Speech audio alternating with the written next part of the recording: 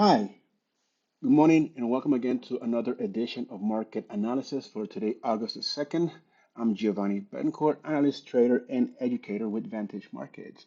Alrighty then, so Fitch Ratings didn't just downgrade US debt late Tuesday.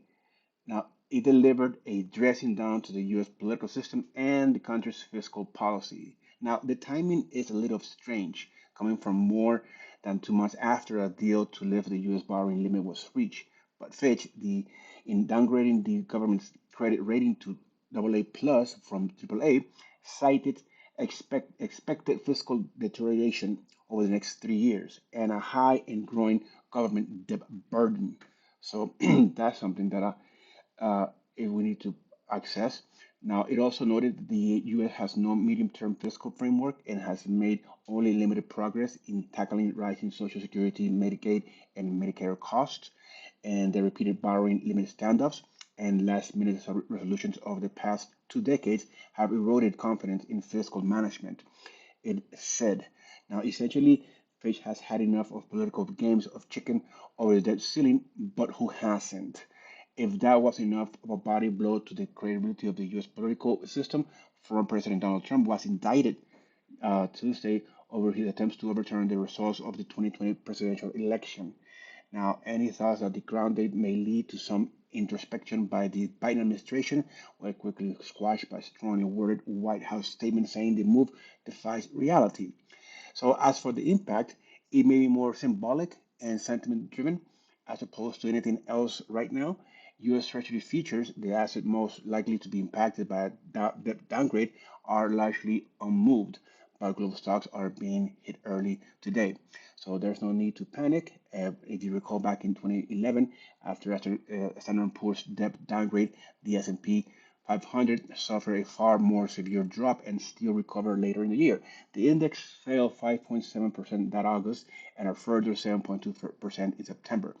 But by the end of October, the index was up above pre-downgrade levels. So the downgrade is a reputational blow to the U.S., but is unlikely to stop investors from buying U.S. Treasuries in times of crisis. In fact, the morning after is not even stopping them buying U.S. debt. So that's something that we want to keep in mind.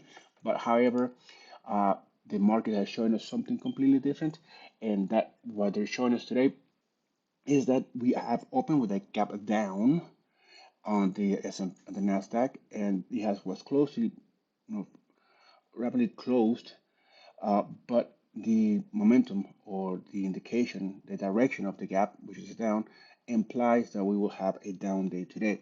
So, with that being said, I will be cautious in what you might be doing. So, be ready. I will assume that a continuation to the downside will continue in the morning, and then in the afternoon we could probably recover. So I'm having my target at 15,500-ish for the Nasdaq. For the S&P, same token, gap down, and so I'm having 45.40 as my target, towards my support. Then the Dow is a bit more different. It did open with a gap down also, but it was closed. But there's no momentum to the upside, and the gap was smaller. So perhaps we are entering into a consolidation stage around 35,600 for the Dow Industrials, just awaiting more results from other companies to post, like tomorrow Apple. So today could probably be one of those just flattish days for the Dow. As far as crude oil goes, well, crude oil is looking to stay north of $82, around $82, but it's having some difficulties doing so. We are in the overbought territory. So a pullback which has been done was shortly lived. We are looking at perhaps another attempt at another high. So let me just move my resistance to $83 around this value. All right, so that's where I'm at. So, but initially I'm thinking this will just come down again somewhere mid of this body, somewhere around 81,200 could be the level to be going long. But initially, be selling off. Nat Gas is also trading lower, pushing towards the 250. Perhaps it will be met. Perhaps it will be met. We have a double bottom right here around 245. So That could be if we do happen to break this support, next one could be at 245. Then we have gold, gold. Well, gold, it opened with a gap up. This gap is being closed, almost closed. Let's see if it continues to push lower. 1940 would be the support for it. Let's see what happens. And then we have silver also looking to stay around 2450, 24 hours of my support. And then we have copper that is just trading lower. Just it's been kind of odd trading, but at 380 could be the support for it. Then we have Bitcoin. Look at it's a yo-yo. So I'm out of Bitcoin right now. Then we have the euro, the currencies which are going to be fluctuating. Uh, Looking to see if the dollar index continues to strengthen itself or would it lose some shine, some value after this downgrade. So initially, yeah, the currencies are trending lower. So 109, if it continues, will be my support. The pound as well, 127 will be my support.